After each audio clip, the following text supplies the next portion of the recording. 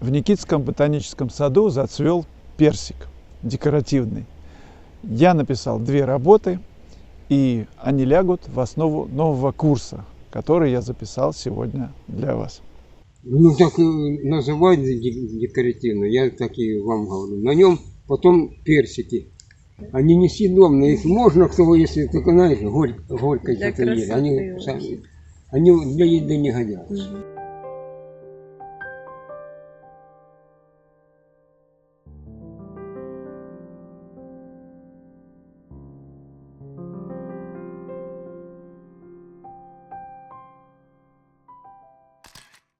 КВЗ Вячеслав Суздаль. Когда? Не часто смотрю сейчас, некогда. Напишите, плиз, когда Суздаль. Куда писать КВЗ? Ну, на сайте, может быть, вы иногда заглянете или заглянете на сайт, и там я публикую информацию о ближайших классах. Приезжайте в Плёс с 9 по 13 апреля. Я провожу класс в Плёсе. Присоединяйтесь. После Плёса в начале мая Италия. Друзья, я задумал провести классы в Италии с 1 по 5 мая на озере Гарда, с 7 мая по 11 мая Рим. Водными красками будем писать.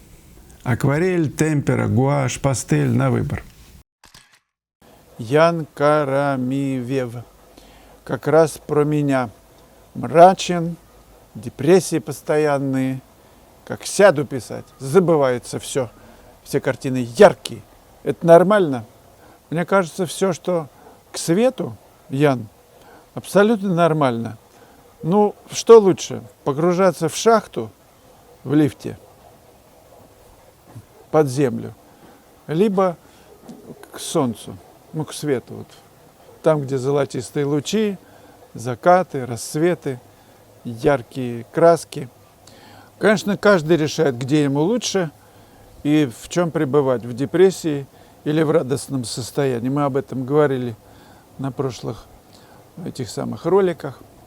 И я благодарен вам за ваши отклики, которые убеждают меня в мысли, что я правильно рассуждаю, что радость выгоднее, чем депрессия. Это же наш выбор, депрессия. По сути, это реакция на какое-то событие. Вот событие произошло, его уже нет. А у нас наступает такой мрачняк. Все плохо. А что было бы, если бы? Было бы еще хуже. Это наша реакция. Мы ее порождаем. Наш ум. Ира Василевска. Вот вы не назвали, Вячеслав, этих художников, которые рисуют муть. А зря. Может, начинающие любители на кого-то из них смотрят и берут пример. Вот так и множится муть вместо искусства. Вы думаете, если бы я назвал, это исчезло, вот это множение мути? Наоборот, я вызвал бы шквал, прям просто недовольство, на меня бы начали сыпать помои, те, которые пока не сыпят. То есть я защищаюсь. Надо пробовать. Кстати, хороший, знаете, какой выход? Вот подумайте, какая картина. Вот вы ходите, например, по музею, ну, по Эрмитажу, например, и смотрите, блин, столько картин, и как из них выбрать, какая хорошая, какая плохая. Это Лазарев, по-моему, вот об этом рассказывал Сергей Николаевич. Говорит, хожу, когда еще был юным, и ничего не понимаю. Столько всего.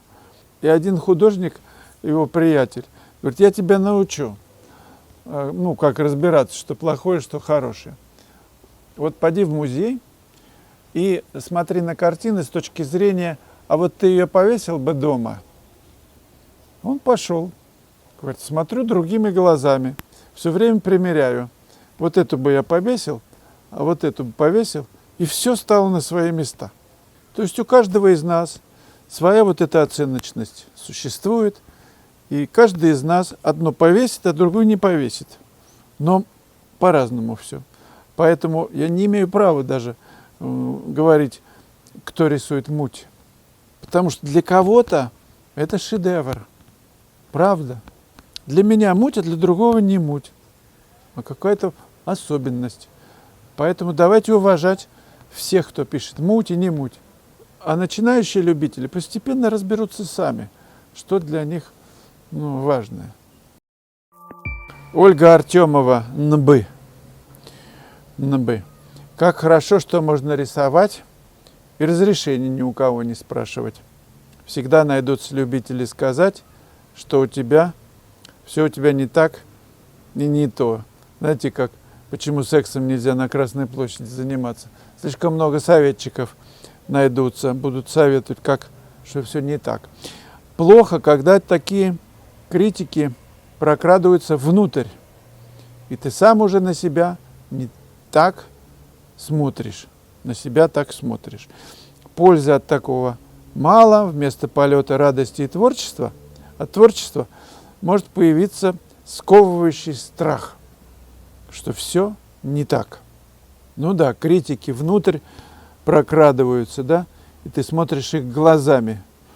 Зачем? Это же не вы, не ваши глаза. Зачем они нам нужны, эти критики? Мы так не почувствуем вкус, например, еды, если кто-то будет говорить, что не ешь это отвратительно мерзко, это прям никуда не годится. Ну так я попробую, раз, а вам вкусно. Это ваш вкус, вы попробовали, а у него другой вкус. Не надо никого слушать. Даже ученичество, я не знаю, рисунку, живописи происходит, это такая вот мистерия, происходит каким-то чудесным, тайным образом. Конечно, опытный преподаватель может указать на ошибки деликатно. Увидите вы их хорошо, вы можете исправлять и двигаться потихонечку к совершенству. Постепенно все ученические наработки станут вами использоваться на автомате, включится чувство, и все будет, это симбиоз такой, сплав базиса грамоты, основ и чувств. Все, и вырастает удивительной красоты здание. Елена G. I3. Вот такой вопрос. Правильно ли ожидать от друзей, чтобы они покупали ваши работы? Хотя бы однажды. Хотя бы для моральной поддержки художника. Говорят, что работа очень нравится, а покупать не спешат. Хотя в подарок принимают с благодарностью. И Софья Багри.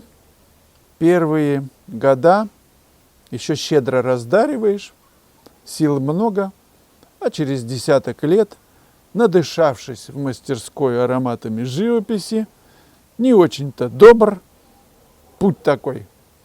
Меняйте на материалах хотя бы, они вам краски, вы благодарность этюдик. Меня так старший, видимо, товарищ, академист учил. А как вы будете менять? Дай чуть-чуть денег на краски, да? Дай немножечко на кисточки.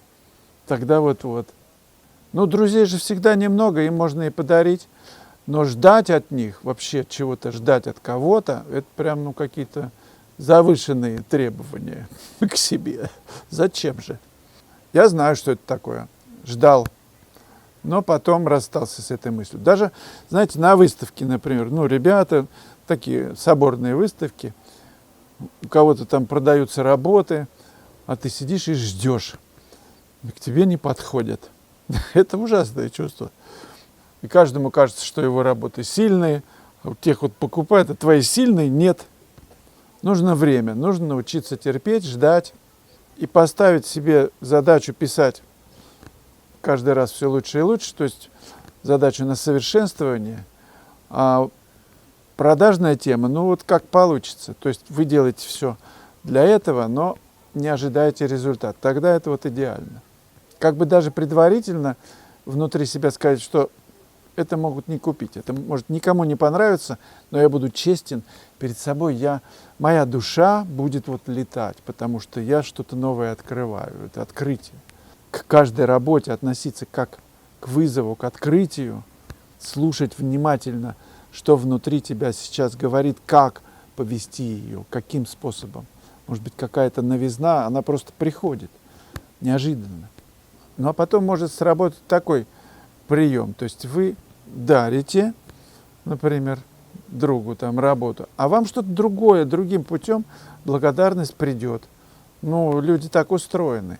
Они хотят отблагодарить, просто чем-то другим, не обязательно деньгами. Может, кто-то бутерброд намажет лишний икрой вот это с маслом. Или нальет что-нибудь, чай.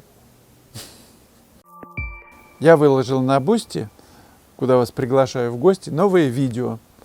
Одни из них посвящены Греции, которые я записывал, там сюжеты, которые записывал на мастер-классе на Корфу. Да, еще здесь у нас будут... Ну и еще кое-что интересное, заходите. Там есть и бесплатный контент, и есть платный. В любом случае, это ваша поддержка моей деятельности.